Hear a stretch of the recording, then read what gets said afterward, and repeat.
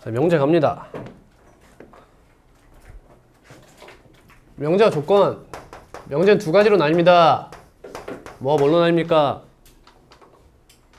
참인 명제와 거짓인 명제로 나뉩니다. 조건은 항상 뭘 생각해요? 진리집합을 떠올려요. 진리집합이 뭐야? 조건이 참이 되게 하는 x값을 전부 원소로 하는 집합이야. 어찌됐든 간에 전부 다 뭘로 푸는 거야?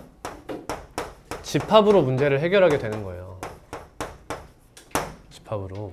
아시겠죠? 명제 P가 있어요.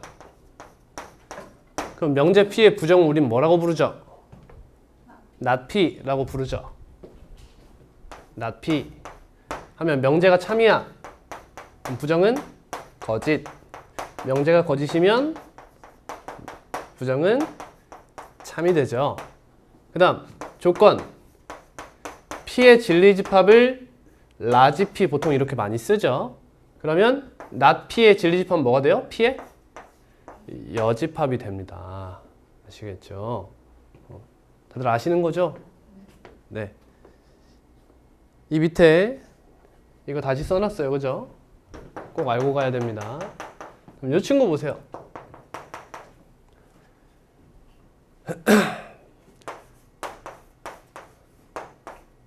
자, A가 B의 부분집합이 아니다 라고 하면은 우린 여기서 그런 이야기 했었어요. 원래는 A의 원소를 반드시 포함하지 않는 부분집합의 개수, 이런 이야기로 많이 넘어갔었는데 이번에는 다른 이야기를 좀 해볼게요. 여기 등호가 전부 다 아니다로 변하죠. 이렇게 얘도 부분집합이 아니다로 변해요. 그럼 여기서 제일 얻어갈 게 큰 게 뭐냐면 얘예요. 얘. 이 친구. A차 집합 B가 공집합이 아니다 라고 하면 이렇게 있을 때 여기를 의미하는 거거든요. 공집합이 아니라는 건 여기에 원소가 적어도 하나는 있다는 거죠.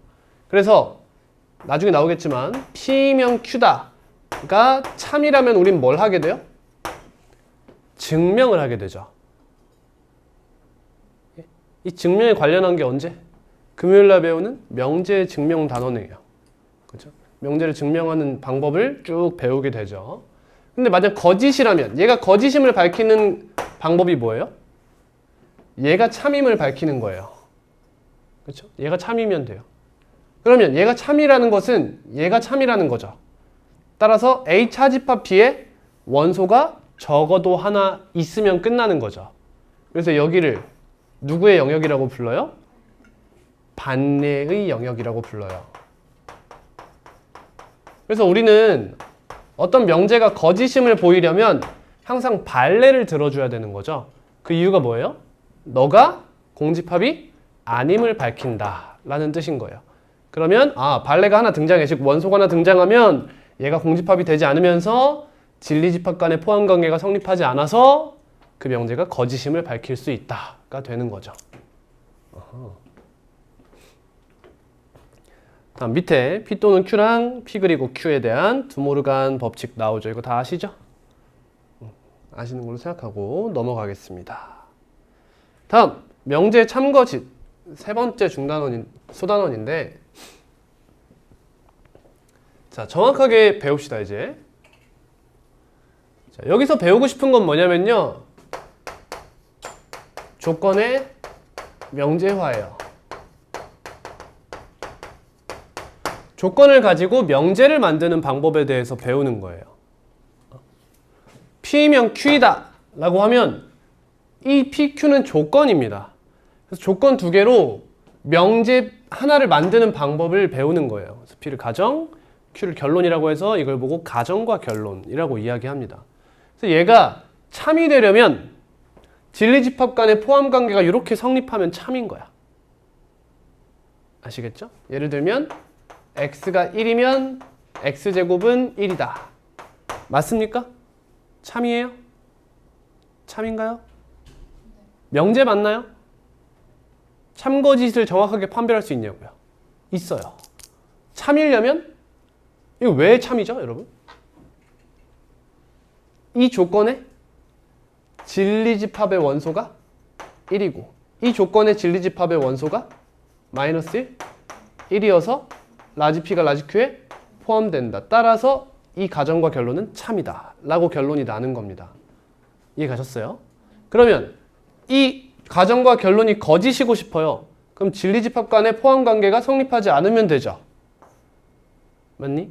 그럼 얘를 증명하기 위해선 P차집합 Q가 공집합이 아님을 보이면 되는 거죠. 따라서 너의 원소 하나를 들어주면 되는 겁니다. 그 원소를 우린 뭐라 부른다? 반례. 이렇게 부르는 거야. 따라서 여러분 이제 예를 들면 기역, 니은, 디귿 문제 있죠? 맞는지 아닌지 확인하고 싶은 거. 그러면 얘가 맞다라고 생각하면 뭘 한다? 증명을 하시면 되는 거야. 그 증명에는 다음 시간에 배우게 되겠고요. 근데 니은이 만약에 틀린 것 같아. 그럼 뭘 들면 돼? 발레를 제시하면 끝난다는 거죠. 그렇죠? 그래서 여러분 연습할 때는 발레 하나만 들고 끝내도 괜찮지만 정확하게 풀려면 P 차집합 Q가 의미하는 게 정확히 무엇인지, 즉 P, 교, Q, 여집합 이 친구에 들어가려면 어떤 조건을 만족하면 되는지를 정확하게 구해보는 거야. 그 다음 그것의 원소 하나를 대서 증명을 해주시면 되는 거지. 중요한 얘기예요. 다음 두 번째 방법은 모든 또는 어떤이 들어있는 명제예요. 자, 모든 x에 대하여 p이다. p이다. 이걸 수학적으로는 어떻게 쓰냐면 이렇게 써요.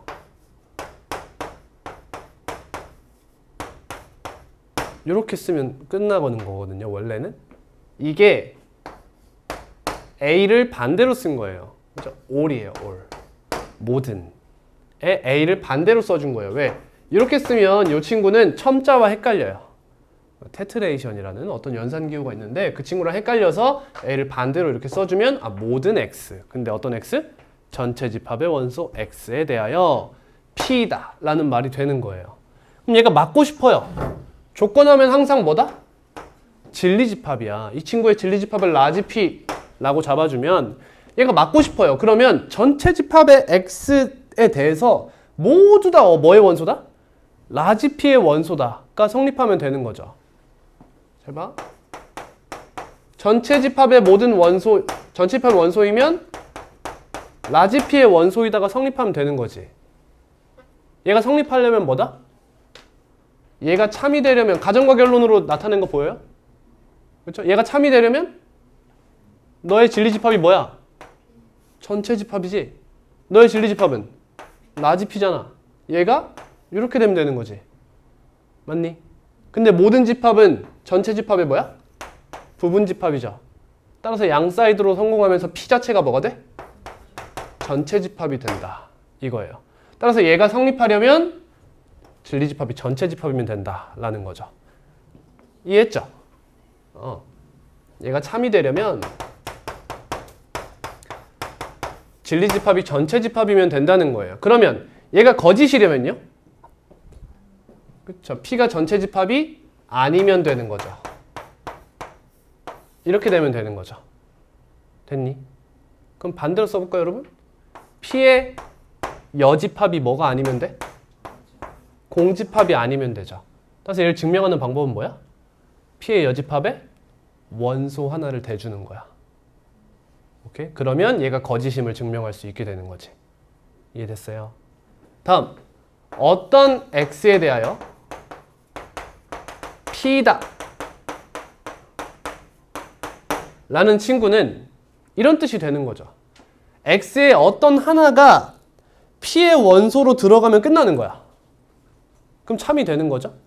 따라서 얘가 참이 되려면 얘는 이렇게 씁니다. 참고로 each예요. each에 e를 이렇게 반대로 써줘요. 그래서 얘에 대해서 P다 이렇게 씁니다.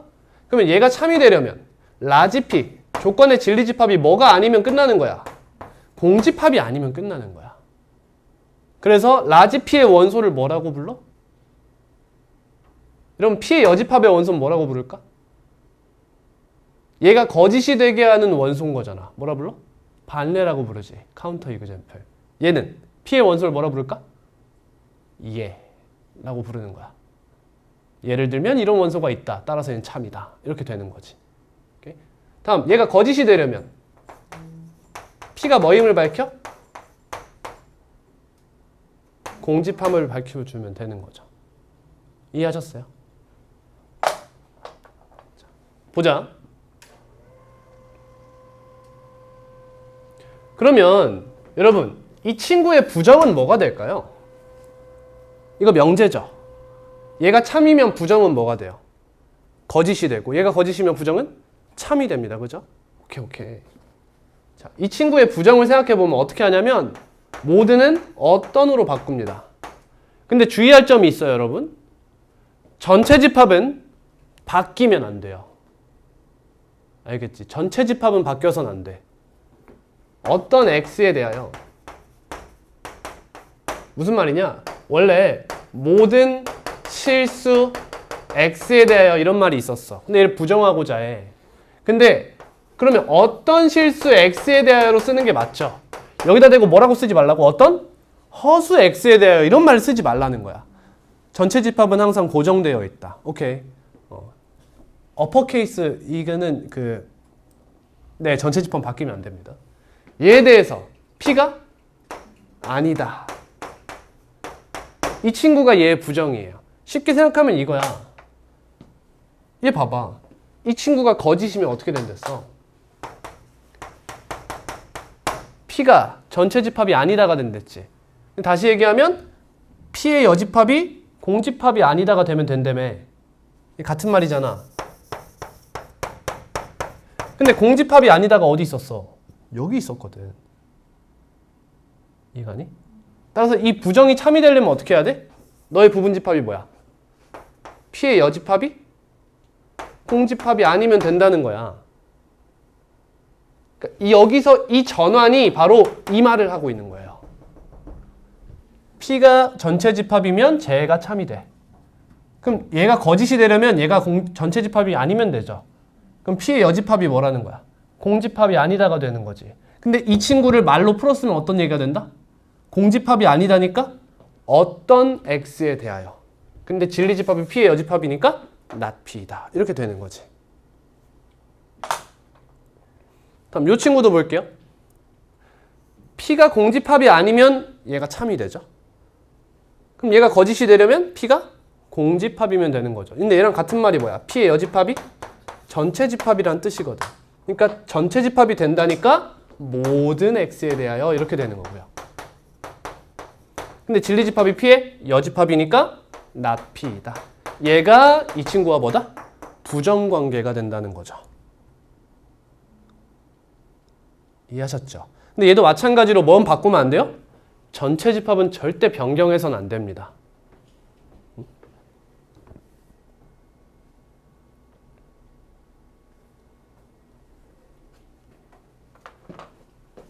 자, 다음입니다.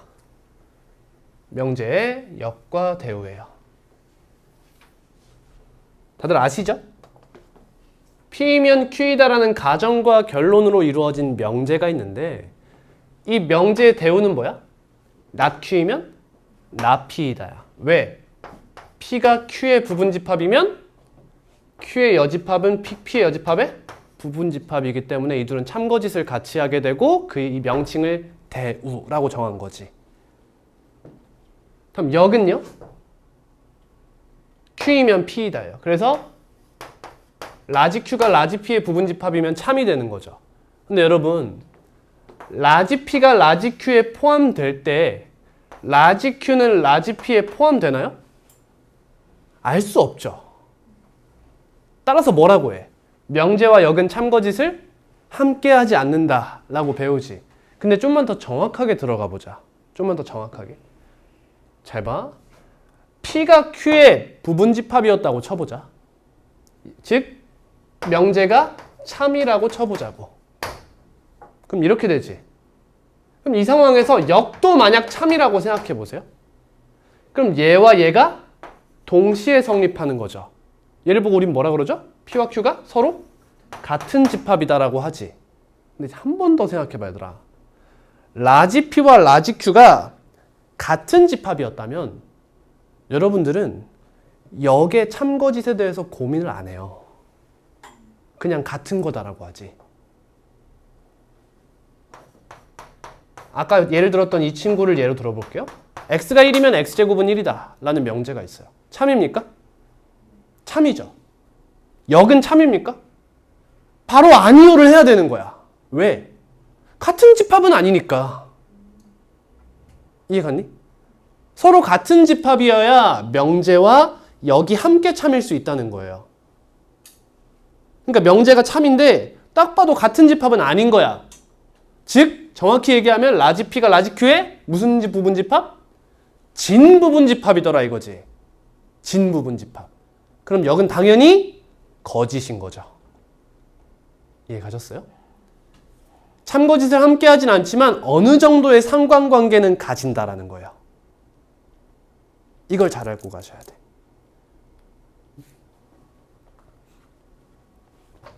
자, 그래서 정확하게 보면 P명 Q이다가 참이에요. 이때 만약 Q면 P이다도 참이면 P와 Q가 같은 부분 집합이 된다라는 거죠. 이해 가셨죠? 여기까지? 네, 근데 만약에 여기서 Q면 P이다는 거짓인 거야. 그럼 이건 뭐라고 표현할 수 있어? P가 Q의 부분집합이지만 P와 Q가 같지는 않다라는 거야. 이게 뭐의 정의죠? 진부분집합의 정의예요, 여러분. 이 얘기예요, 이 얘기. 근데 P면 Q이다가 거짓이래. 그럼 이 상황에서 Q면 P이다가 참이라고 해봐요. 그러면 라지 Q가 라지 P의 뭐야? 부분집합이란 뜻인데 같지는 않다라는 얘기죠. 즉 라지 Q가 라지 P의 진부분집합이다라는 얘기가 돼요. 여러분이 진부분집합을 배웠던 이유가 여기 있는 거예요. 근데 Q이면 P이다도 거짓이래요, 만약에. 그러면 이 친구는 무슨 뜻이 돼요? 둘이 서로를 포함하고 있지 않은 거잖아. 이게 무슨 뜻이지? 같이 가지고 있는 원소가 있으면 안 되나요?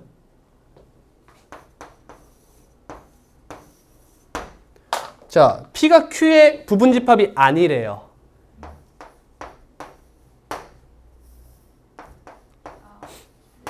아니래요.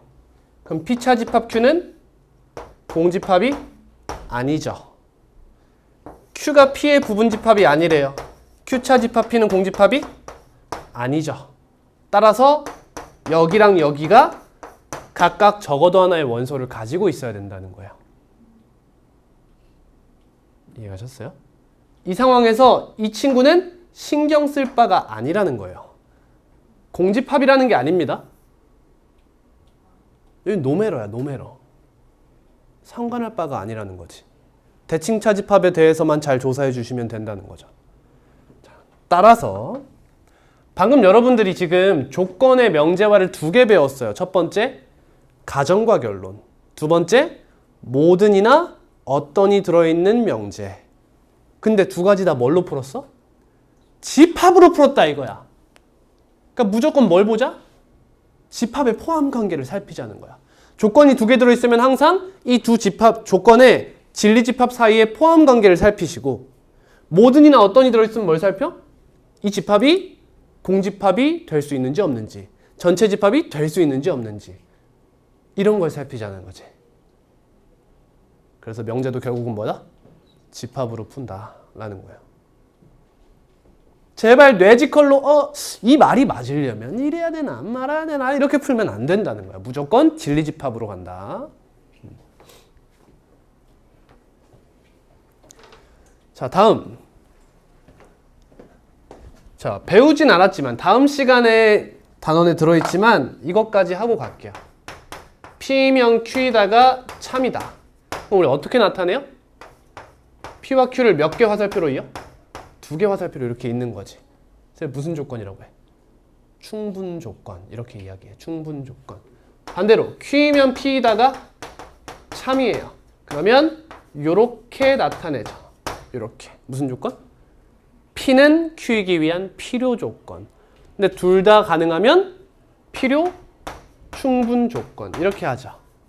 그럼 얘가 나오면 이제 머릿속에 뭐가 박혀야 돼? 아, 라지 P가 라지 Q의 부분집합이구나. 아, 라지 Q가 라지 P가 라지 Q를 포함하는구나. 아, 라지 P와 라지 Q는 서로 같은 집합이구나 를 살피면 되는 겁니다. 아시겠죠? 아시겠죠? 자, 이 친구 보세요. 뭐 하고 싶어요? 차집합. 아니 왜요? 차집합. 여기서 차집합을 만들려면 여기 뭐가 나오는 게 좋아? 여기 공집합이 나올 때 그걸 쓰는 거지. 포함 관계로 바꿔야 된다니까. 그럼 여기 Q가 있는데 여기 Q가 나왔으면 땡큐죠. 어떻게 가요? 이렇게 되죠. 아, 그러면 서로소가 떠올라야 돼. 이쪽에 여집합이 달려있는 포함 관계는 서로소랬잖아. 쉽게 얘기하면 라지 Q에서 라지 P의 여집합을 빼면 뭐예요?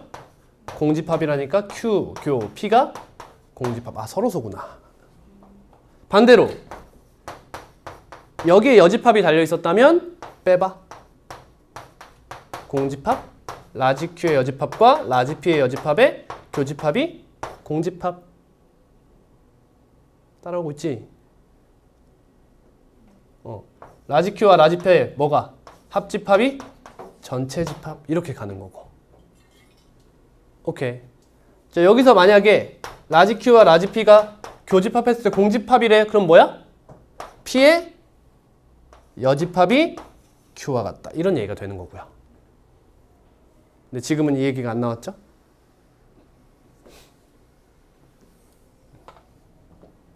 이거스. 따라서 얘는 그냥 보자마자 아, PQ가 서로소구나 라고 생각해야 되는 거예요.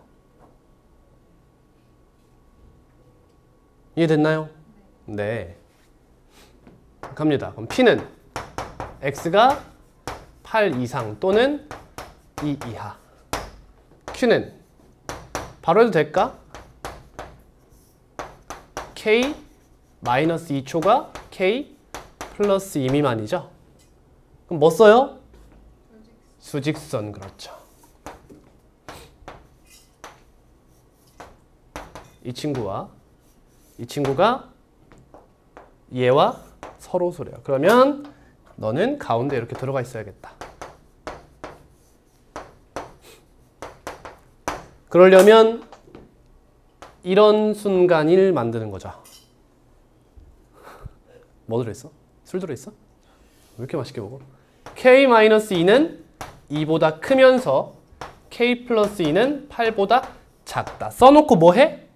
등호가 존재하는지 살펴. 등호가 성립하는지. 같아도 돼요? 네. 되죠? 어차피 여기 등호가 없어서 같아도 된다. 따라서 K는 뭐보다 커? 4보다 크거나 같고 6보다 작거나 같다라는 범위가 나오죠.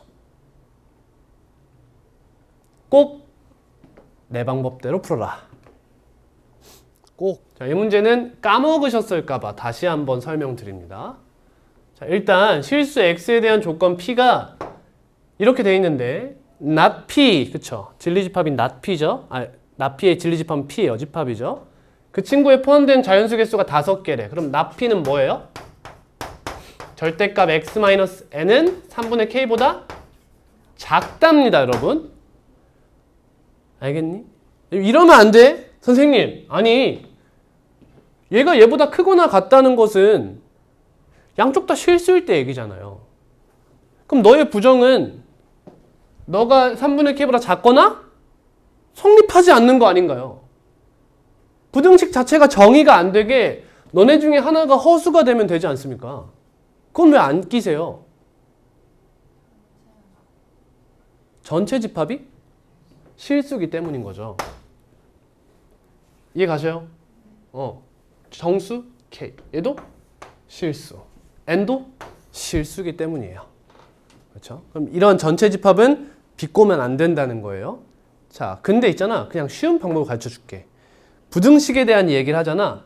그러면 허수는 안 나온다고 보시면 돼. 이런 걸 숨겨놓는 학교는 없어요, 그냥. 아시겠죠? 부등식에서 갑자기 야 허수가 튀어나올 수도 있는 상황 아니야? 라고 하는 문제는 거의 나오지 않는다. 모의고사에서도 한 번도 등장한 적이 없어요. 자, 그럼 이 친구 쉽게 푸는 방법 뭐죠? 아니 뭐 다들 아시죠? 안다고 생각할게요. 이렇게 푸는 거죠? 맞아요? 아니죠. 뭐 확인해야 돼요? K가 양수일 때만 이렇게 푸는 거예요. 첫 번째, K가 0보다 작거나 같으면 얘를 만족하는 거 뭐예요? 없어요, 여러분. 얘는 해가 없어요. 그죠? 따로 보셔야 돼요. K가 0보다 클 때는 이런 상태가 되는 거죠. 오케이. 자, 근데 자연수의 개수가 5래요. 아, 그러니까 이 상황은 살피지 말라는 거구나가 되는 거죠. 여기서 낚이는 아이들이 꽤 많아요. 조심해 주세요. 자. 모든 정수 K 값의 곱이래. 여러분, N은 자연수죠? 맞아요. N은 자연수예요.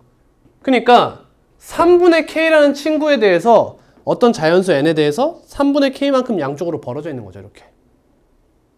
그러면 이 진리집합 안에 자연수가 몇 개 포함되냐 할 때 이 N은 딱히 큰 역할을 안 하죠. 근데 조심해줘야 되는 건 있지 뭐야. N이 충분히 크지 않으면 왼쪽 범위가 씹힐 가능성이 있어요. 예를 들면 N이 2인 거야. 그래 놓고 K가 9인 거야. 그럼 뭐 초과죠? 마이너스 1 초과죠. 2가 있고 3만큼이니까 여긴 3만큼 가서 5겠죠. 그러면 여기가 씹힌다고요. 여기가. 얘가 씹히죠. 자연수 개수라며요. 그러니까 이건 조심해 달라는 거야. 뭔지 알겠어요? 그럼 모든 정수 K 값의 곱은이라고 했어요. 이것까지 고려해 달라는 거지. 지금. 이런 씹히는 상황도 조심해 달라는 거야. 이해 갔어요? 그러니까 N이 1일 때와 2일 때, 3일 때, 4일 때 요 정도까지는 주의해 달라는 거죠. 오케이?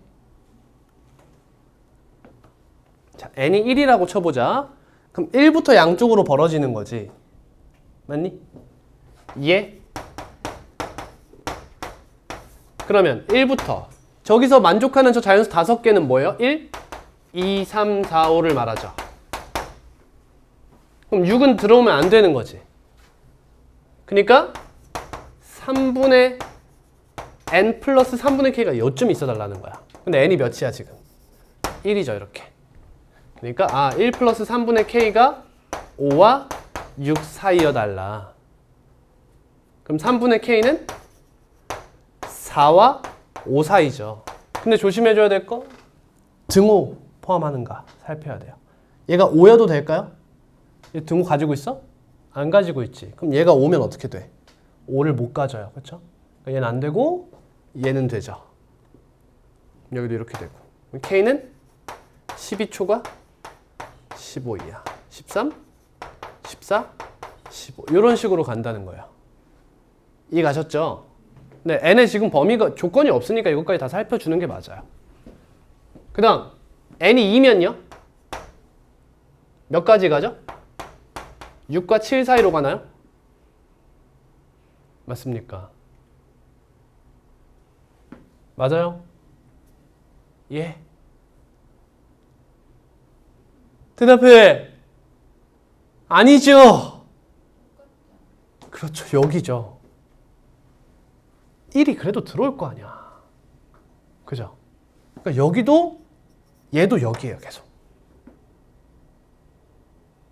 이해 가셔요? 그런 거 맞지? 가는 거지? 됐지?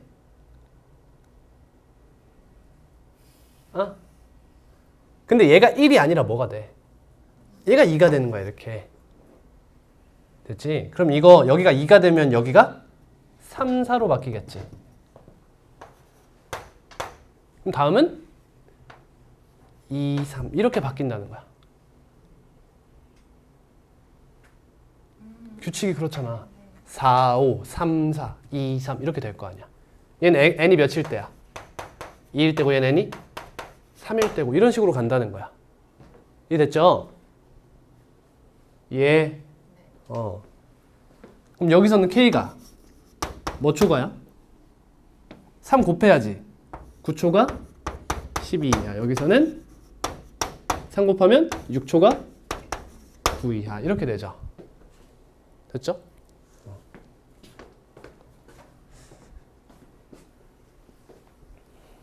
다음.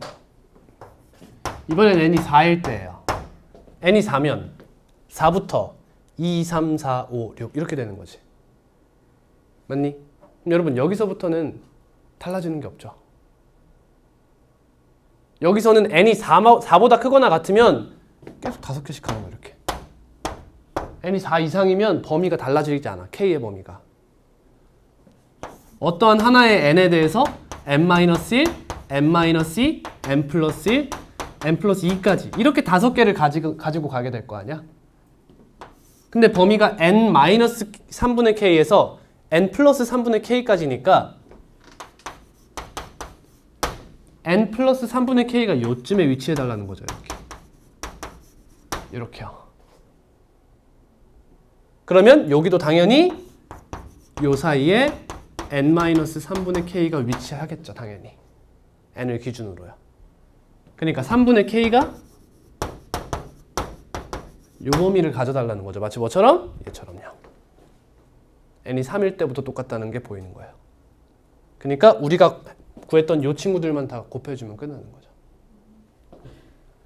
13, 14, 15. 왜 이렇게 높아? 10, 11, 12, 7, 8. 이걸 왜 곱하래?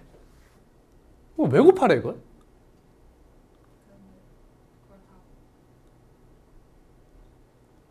이걸 왜 다 곱하래? 참 희한하다. 문제에서는 지금 얘를 유도한 것 같죠? 이 끝에서만 한 것 같아요.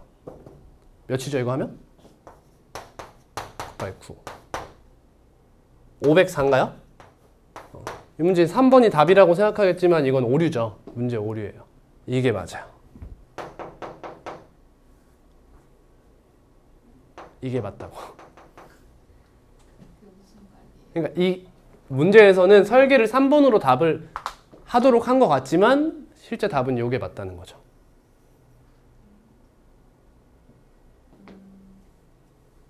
이해갑니까? 그러니까 모든 자연수 n에 대하여 성립하도록 하는 k값을 물어본 게 아니잖아. 그리고 그런 값은 없죠. 이해감? 이 문제에서는 얘가 답이 되려면 이런 말이 필요해요. 3 이상인 자연수 n에 대하여 라는 말이 들어가면 3번이 답이 돼요. 근데 n이 1이고 2일 때는 k값이 이런 게 가능한 거잖아요. 그렇죠? 그러니까 얘까지 포함되는 게 답이 맞죠. 아니 답이 없는 거죠. 딱 봐도 얘네 곱하면 답이 없잖아요. 그러니까 오류죠. 문제 답 문제 오류죠. 얘가 참이려면 이 2차 부등식이 항상 성립해야 되는 거잖아요. 그렇죠? 그러려면 아래로 볼록이어야겠죠? 위로 볼록이면 언젠간 땅으로 꺼져요. 그렇죠? 그 상태로 축과 만나지 않거나 접하는 것까지 괜찮죠. 최고 차항계수 1, 0보다 크다. 확인해 줘야 돼요. 아래로 볼록이고 판별식. 여러분 사실 판별식은 뭐의 그 개념이죠? 2차 방정식의 개념이에요. 여러분 이 2차 부등식은 판별식이 없습니다. 너는 0이라는 2차 방정식의 판별식을 D라고 한 거예요. 얘는 4K제곱 마이너스 3K제곱 마이너스 2K 플러스 3 K제곱 플러스 2K 마이너스 3. 너가 0보다 작거나 같아야겠죠. 그래서 K는 마이너스 3 이상 1 이하가 되면서 답은 2번이 됩니다. 자, 근데가 여기서요. 예. x의 범위가 이런 식으로 등장해요. 그럼 어떻게 풀어야 돼요?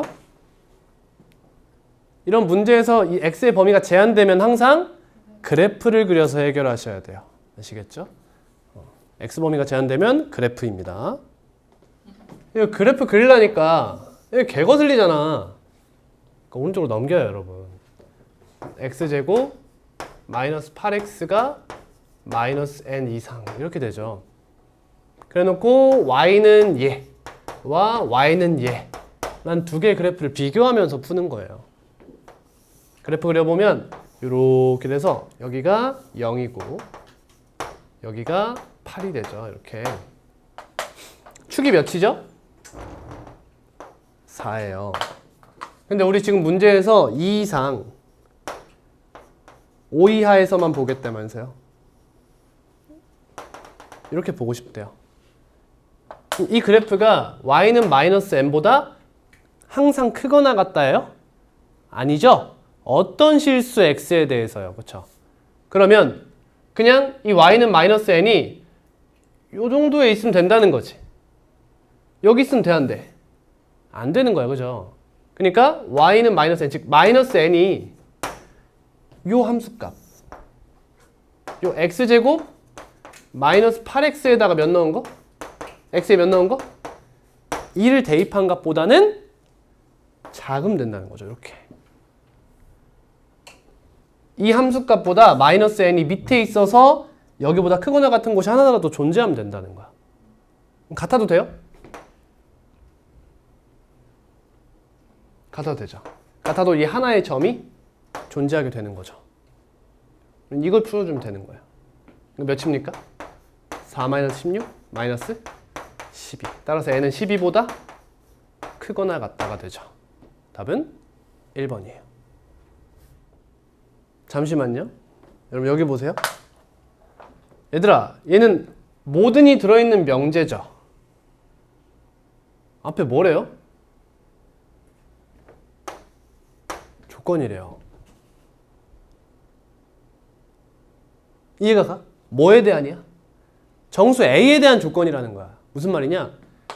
A의 값이 몇이냐에 따라서 이 명제가 참이 되기도 하고 거짓이 되기도 하겠죠. 그러니까 얘는 A에 대한 조건이라는 거예요. 이해가세요? 이해가죠? 그러니까 얘는 A에 대한 조건이자 X에 대한 명제인 거예요. 근데 선입이 누구야? 선입. A를 먼저 대입해 주고 나면 X에 대한 명제가 될 거다라는 거죠. 이해했어요? 그럼 문제를 어떻게 해결하면 돼요? 일단 얘가 거짓이라며. 그럼 뭘로 바꿔? 참, 즉 뭐해? 부정을 때려요. 부정. 때려볼게요. 전체 집합 바꾸면 안 됩니다. 그렇죠? 그럼 모든 x니까 뭘로 바꿔? 어떤 x에 대하여 x제곱 마이너스 4x 플러스 a가 0보다 크거나 같다. 이렇게 바꾸죠. 그럼 요 친구, 얘가 참이 되게 하는 a의 값 중 최소값이 뭐냐? 라고 묻는 거지. 그러면 전에 문제랑 똑같은 거야. 범위가 정해져 있네? 그럼 뭘로 가? 그래프로 가는 거야. 근데 a가 여기 붙어 있으면 그래프 그리기가 조금 안 좋아. 옆으로 넘겨. 그러면 또 아까 문제랑 거의 비슷한 문제가 되는 거지 이제. 4. 1 이상 축이 2죠. 1 이상 6이야. 여기만 가져오자 라고 해놓고 마이너스 a보다 크거나 같은 어떤 x가 존재만 하면 되는 거잖아. 그러니까 또 무슨 값과 연관돼? 대값과 연관이 있는 거예요. 또 최대값이 마이너스 a보다 크거나 같으면 끝나는 거야. 이해가? 최대값 6 넣어봐. 10인가요? 이게 여기잖아. 그러니까 마이너스 a란 친구가 얘보다는 작은 곳에 있어 달라는 거지. 이렇게. 그래서 이 밑에 있어 달라. 그럼 이게 하나라도 있지 않겠냐. 같아도 돼요? 되네요. 그렇죠. 따라서 A는 마이너스 12 이상이 되는 거죠. 그래서 답은 1번인 거예요. 이게 명제긴 하나 2차 부등식의 풀이 스킬이 좀 안 되어 있으면 좀 어려워요. 자, 맨 끝에 보세요, 여러분. 순서상 A, B의 개수를 구하래요. 뭐 해야 돼? 벤 다이어그램, 그쵸? 벤 다이어그램으로 접근하셔야 돼요. 벤 다이어그램. 가볼게요. 이 두 명제가 모두 참이 되도록 해달려. 집합 B의 어떤 원소 X에 대하여 X는 A의 원소이다. 무슨 뜻일까요?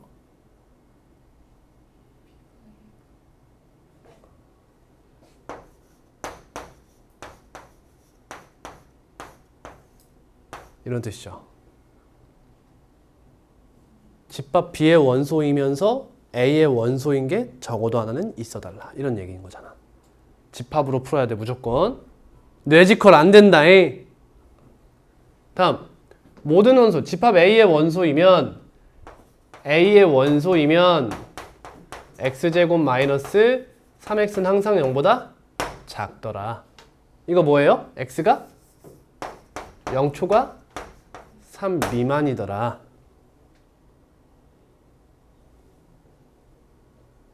근데 X가 될 수 있는 후보가 누구예요, 지금? 1, 2, 3, 4죠. 그 중에서 여기에 포함되는 친구만 A에 있을 수 있다는 얘기죠. 그럼 A는 원소로 가질 수 있는 게 뭐죠? 1, 2예요. 1, 2. 됐니? 그거 어떻게 쓰냐면 이렇게 쓰면 돼. 잘 봐. 이렇게 쓰시면 돼요.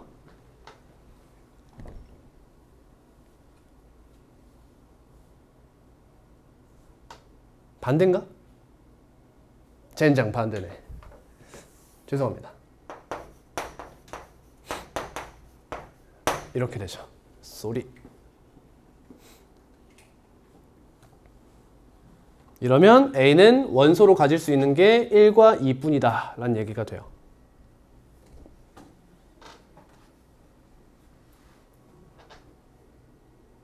자, 그러면 벤 다이어그램 그려볼게요.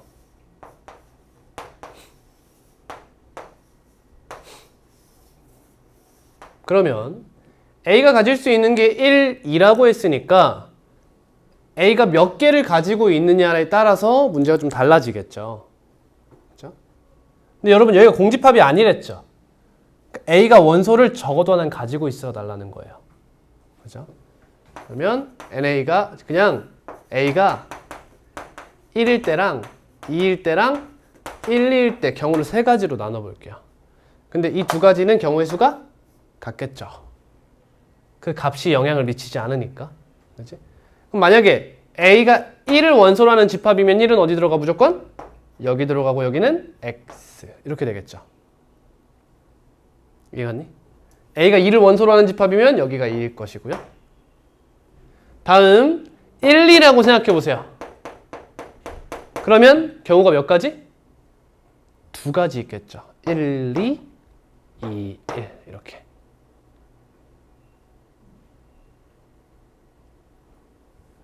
이런 경우의 수가 두 가지 있을 거라고. 아니지. 미안합니다. 세 개죠? 1, 2가 다 들어가도 괜찮죠. 세 가지. 죄송합니다. 자, 그럼 요 친구 가볼게. 요 영역 두 가지가 결정되는 게 원소 하나죠. 하나만 들어간다는 거야. 그럼 나머지 세 개는 들어갈 수 있는 영역이 두 개죠. 그러니까 너네 둘은 전체 총 포함해서 2 곱하기 2의 세제곱 이렇게 되겠고, 이 친구는 3 곱하기 2의 제곱이 되겠죠. 나머지 두 개의 원소가 두 가지 영역 중 어디든 들어가야 되니까요. 두 개를 뭐 해요? 더해 곱해요? 더해야겠죠. 얘는 16, 얘는 12, 28 이렇게 나오죠. 자, 203번은 안 풀 건데요, 여러분. 혹시나 해서 말씀드리고 갈게요. 지금 gx가 몇 차 함수예요? 2차 함수죠. fx도 2차 함수죠. 그럼 여러분 얘네 둘이 이거 했대. 여기 등호가 있고 없죠. 혹시나 해서 말하는 거예요. 여기 등호가 없고 있죠. 그럼 이 5는 어디서 나온 거예요? 위에 부등식에서 나온 거고 3은 여기 부등식에서 나온 거죠. 근데 경계값이죠. 맞니? 여러분 2차 부등식에서 경계값은 2차 방정식의 뭐예요? 근이 됩니다. 그죠?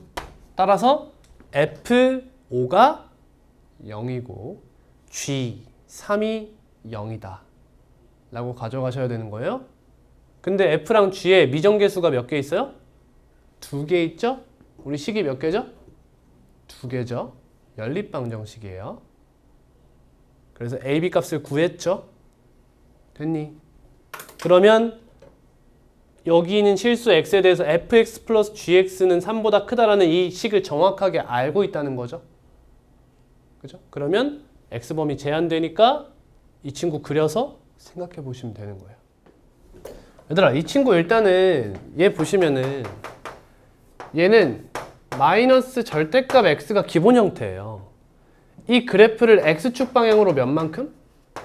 t만큼 y축 방향으로 11만큼 평행이동한 그래프를 가질 거예요. 근데 이 그래프 어떻게 생겼어요? 모르겠으면 x값 범위 나눠가지고 해봐야 돼. 근데 우리 y는 절대값 x가 이렇게 생겼잖아. 이렇게. 근데 y가 마이너스 y가 된 거예요. 그러니까 무슨 축 대칭한 거야? x축 대칭을 한 거예요. 그래서 그래프가 이렇게 생겼거든요. 이렇게. 그래서 여기를 뭐라고 불러도 돼? 꼭지점 이렇게 불러도 돼. 그러니까 마이너스 x제곱 생각해봐 여러분. 이 친구는 이렇게 생겼죠. 얘랑 비슷하게 생겼는데 V자 혹은 산 모양 이런 거라고 생각하시면 돼요. 그러니까 이 친구가 이렇게 돼 있는데 꼭지점이 어디로 가? t, 11로 간다 이거예요. 근데 t가 몇인지는 모르겠어. 근데 y는 11로 고정이잖아. 그러니까 쌤은 y는 11이라는 걸 그은 거야 이렇게. 오케이? 그다음 t가 요쯤 있으면 여기서 이렇게 되어 있는 이런 형태의 그래프라는 거야. gx라는 친구가. 이렇게. 됐니? 근데 잘 봐. 여러분, 이 fx는 x는 1을 기준으로 대칭이죠. 맞니? g는 x는 몇? t를 기준으로 대칭이죠. 그러니까 이 친구가 이렇게 쭉 간다 치면 가운데에서 바라보면 t가 여기서부터 오른쪽으로 가나 왼쪽으로 가나 h도 모양이 대칭으로 나올 거라는 거야. 일단 모양이 어떻게 생겼는지 보자. t가 여기 딱 1이라고 쳐보자. 그럼 gx가 이런 식으로 생겼겠죠. 이런 식으로. 잘 봐. 그럼 h가 어떤 친구야 지금? fx 값이 gx 값보다 작으면 fx를 함수값으로 갖고 gx가 더 작으면 gx를 함수값으로 갖겠대. 따라서 hx는 이렇게 쓰기도 합니다, 여러분. 이렇게 쓰기도 해요. 이 min 뭐야 이거? 미니멈이야. f랑 gx 중에 더 작은 값을 함수값으로 갖는 함수라는 거예요. 여러분들은 약간 생소하겠지만 수학하는 사람들은 너무나 잘 알고 있는 함수야. 최대값은 이거 더 큰 값은 뭐라고 쓸까? 맥시멈에서 여기다가 이렇게 써요. 대충 그런 거야. 자, 그러면 더 작은 값을 함수값으로 갖기 때문에 여기 봐봐. 여러분 여기 봐봐. g가 함수값이 커, f가 함수값이 커. f가 크지? 그러니까 함수값으로 뭘 가져와? g를 가져온다는 거야. 그래프 중에 더 아래쪽에 있는 함수를 선택해서 가져오라는 거지. 그럼 hx 어떻게 생겼어? 여기서 계속 g지. 여기서부터 누가 더 낮아? f가 더 낮잖아. 그러니까 여기서부터는 f를 쭉 타고 와서 여기서부터는 또 누가 낮아? g가 이렇게 낮은 거지. 얘가 h의 그래프가 된다는 거야. 이해가 되니? 근데 둘 다 x는 1에 대해서 선대칭이지. 그러니까 당연히 너네 둘은 함수값이 같을 거예요. 오케이? 자, 이 상황에서 이제 잘 봐. t 값이 오른쪽 t 값이 조금 증가한다고 생각해 봐. 이렇게. 그럼 H 그래프가 이렇게 오다가 H 그래프가 이렇게 바뀌어요. 이렇게 바뀌죠. 됐어? 근데 T값이 조금 더 감소한다고 생각해봐. 그러면 T값이 증가하면 여기가 조금 더 높아지고 여기가 여기 기준으로 이 점선을 기준으로 얘는 좀 더 높아지고 얘는 좀 더 낮아지겠지. 근데 T가 왼쪽으로 가면 여기가 증가하고 여기가 낮아지잖아. 근데 지금 문제에서 뭘 물어보니 여러분? 어떤 실수 T에 대해서 Y는 K라는 직선이랑 몇 개의 점에서 만나냐라는 얘기지. 그러니까 이렇게 했을 때 몇 개의 점에서 만나냐는 거야. 그러면은 이쪽이 더 높아지든 이쪽이 더 높아지든 관계가 없다는 거야, 이 문제에서는. 그치? 그냥 결국에 T는 1에서부터 몇만큼 떨어져 있느냐만 생각하면 되는 거니까 우린 저쪽을 볼 필요가 없는 거야. 둘 중에 한 군데만 바라봐도 괜찮은 거지. 대칭성이야. 그러니까 쌤은 T가 1보다 큰 곳만 바라보겠다는 거예요. 이해 갔어요? 갔어요? 갔어요? 근데 여기서 어떤 실수 T에 대하여 Y는 K가 서로 다른 세 점에서 만난다가 참이 되도록 해달래.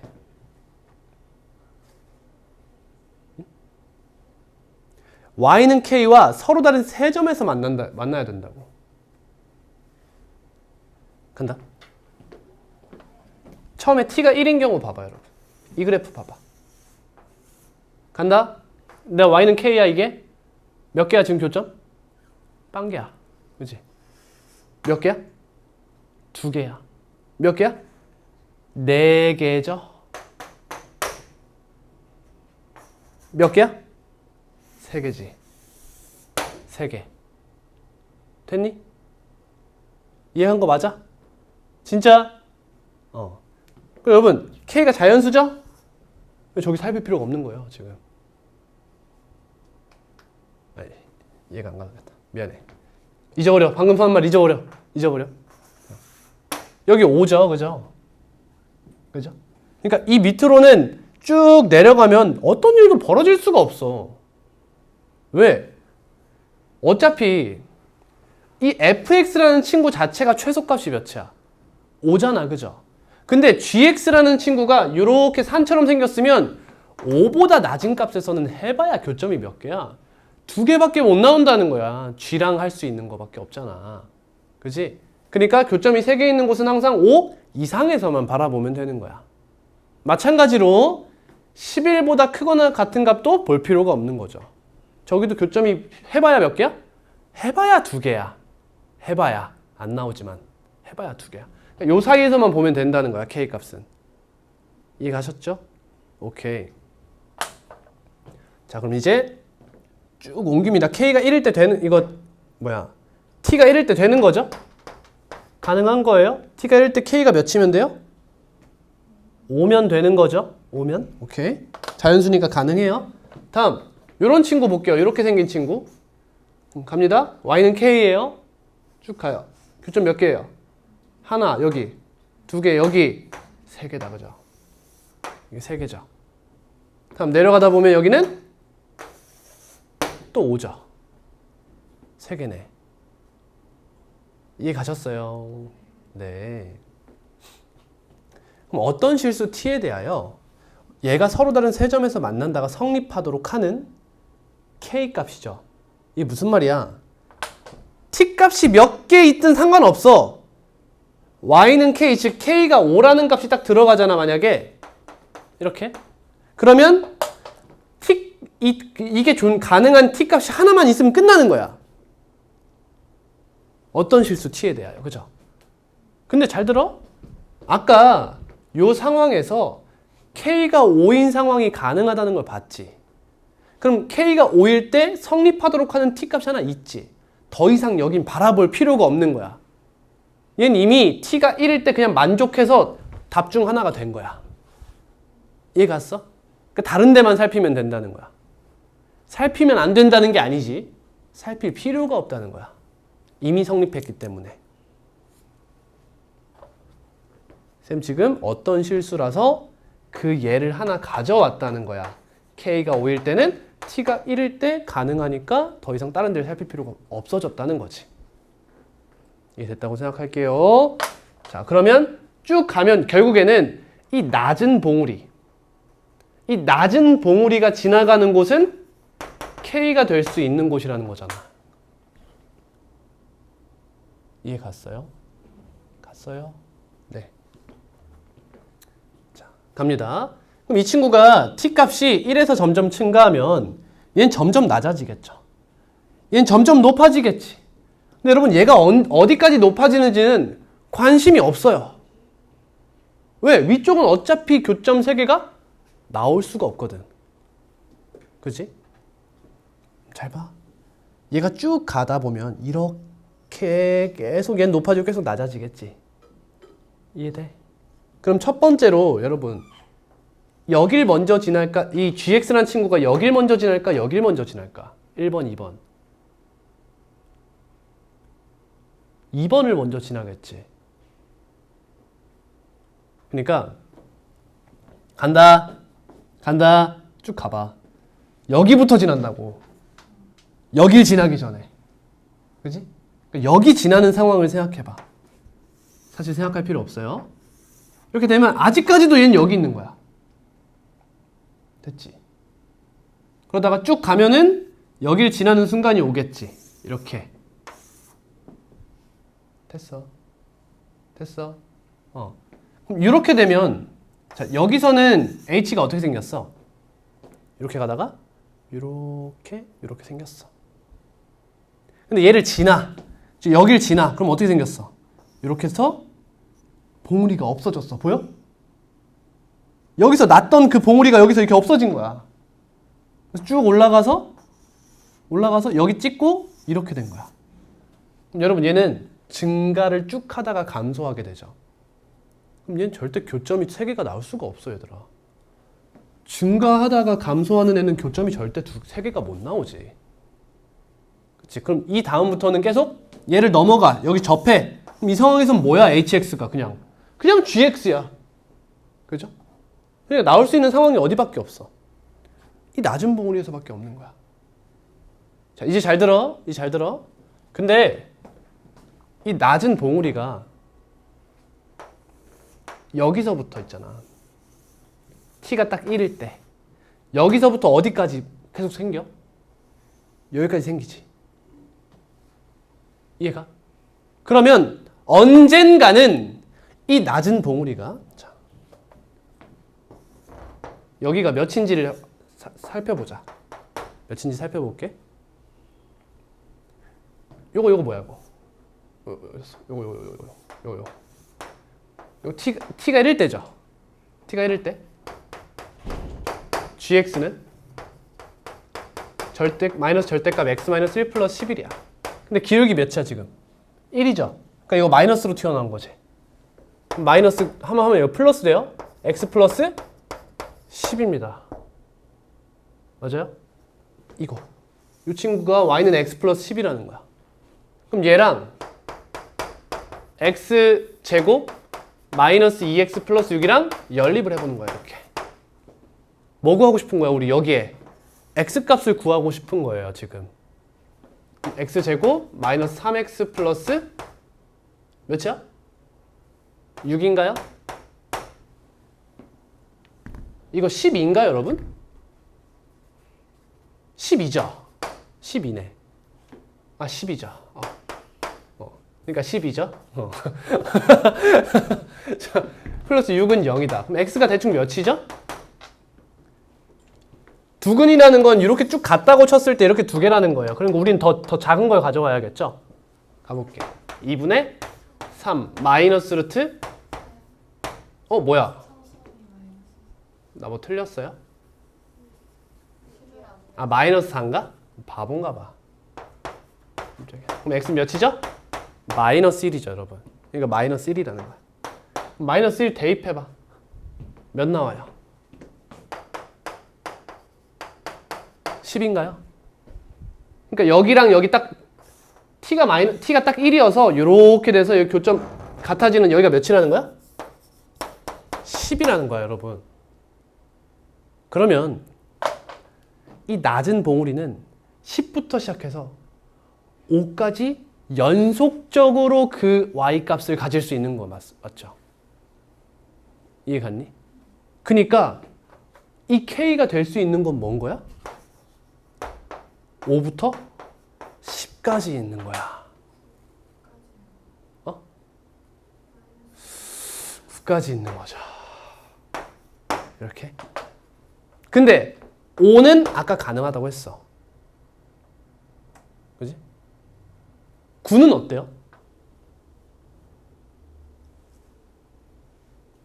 9. t가 딱 1일 때 교점 몇 개죠? 2개입니다. 맞죠?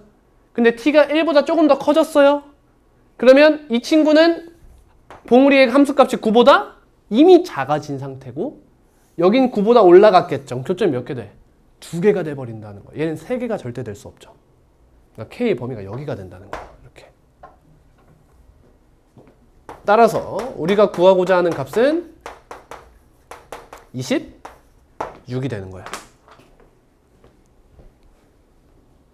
어렵죠? 기출이에요, 여러분. 외워주세요.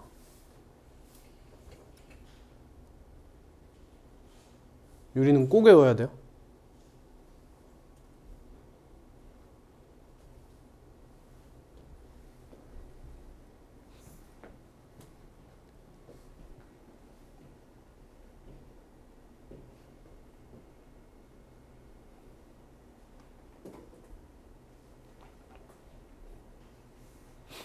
자, 다시 한번 정리하겠습니다. 자, fx는 아래로 볼록한 이차함수고 이 친구는 3 모양이에요. 근데 꼭지점이 t, 11. 그래서 y는 11 위에 있다는 건 확실해서 점선을 그어놔요. fx 그립니다. 그 다음 t 값이 어차피 이 친구도 축이 존재하고 얘도 축이 존재해요. 이렇게. 그러니까 축이 같아지는 상황을 기준으로 잡습니다. 그럼 여기서 t 값이 감소하던 증가하던 같은 현상이 벌어지는 거예요. 어느 상황에서는 y는 k를 갖다 대고 교점의 개수를 구하는 상황에서는 어차피 같은 형태라는 거야. 그러니까 한쪽만 잡아요. 증가한다고 생각하는 거죠. 그럼 처음에 t가 1일 때는 딱 보니까 여기가 계속 되죠. 벌써부터. 그러니까 k가 5는 일단 가능하다라고 해두는 거죠. 그 다음 이 친구 t 값이 증가하면 여기 봉우리는 낮아질 것이고 여기 봉우리는 커질 거예요. 그래서 이렇게 생각해보면 여길 지나는 y는 k란 직선이 3개의 교점을 갖는다는 걸 알 수 있어요. 물론 여기도 3개를 갖죠. 근데 하지만 이미 k는 5는 성립한다는 걸 알았기 때문에 여기는 그냥 무식하고 갑니다. 무조건 답이 되니까요. 그러니까 이 낮은 봉우리만 보고 가는 거예요. 근데 이 낮은 봉우리란 친구가 여기 교점 구하셔서요. 여기 함수값이 9라는 걸 알았죠. 그러면 9부터 시작해서 5까지 연속적인 값을 가질 수 있는 거죠. 맞죠? 그래서 k가 5와 9 사이의 값을 가질 수 있구나 라는 걸 알 수 있어요. 근데 5는 신경 쓸 필요 없지만 9는 좀 따져볼 필요가 있죠.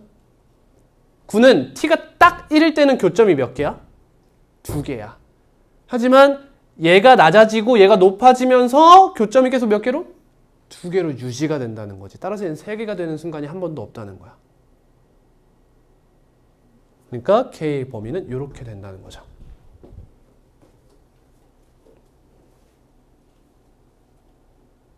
됐나요? 됐어요? 자, 그럼 이 문제를 안다.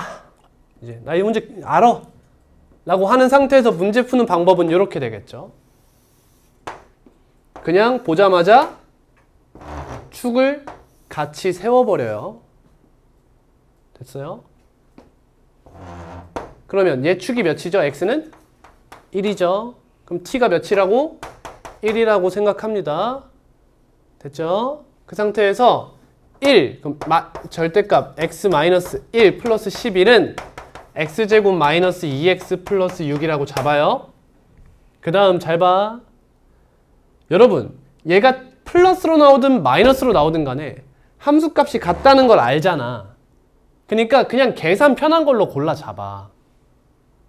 여러분 보실 때 그냥 나오는 게 보통 편하죠. 그럼 마이너스 x 플러스 12 이렇게 잡아. 그냥 넘겨. x제곱 플러스 x 마이너스 6은 0. 상처받 뭐야? 그럼 얘 기울기가 몇이야? 마이너스 1인 거지. 그러니까 난 여길 잡았다고 생각하는 거야. 그럼 두근 중에 더 큰 값을 가져와야겠다 생각하는 거지. 그럼 가져오면 몇이야? 2죠? 됐니? 맞나? 2 맞지? 맞지? 아니야?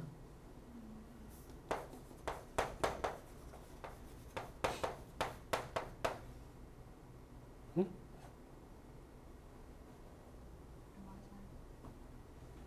왜 이렇게 대답을 안 해주는 거야? 진짜 왜 그러는 거야 진짜?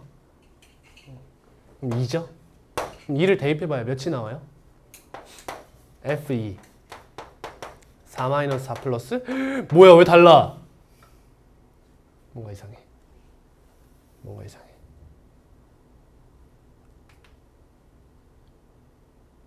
마이너스죠? x는 3이다. 3을 대입해요. 그럼 9 마이너스 6 플러스 0 9죠? 얘가 9라는 걸 알았지? 그럼 바로 k는 5 이상 9 미만 해서 끝내는 거야. 알겠죠? 이거 그래프 그릴 필요도 없죠 사실. 잘 연구만 하면. 그릴 거 없이 그냥 얘도 연립해서 x값 대입해서 t에 1 대입하고 연립해서 x값 구해서 함수값 구하고 바로 때리면 끝나는 거야.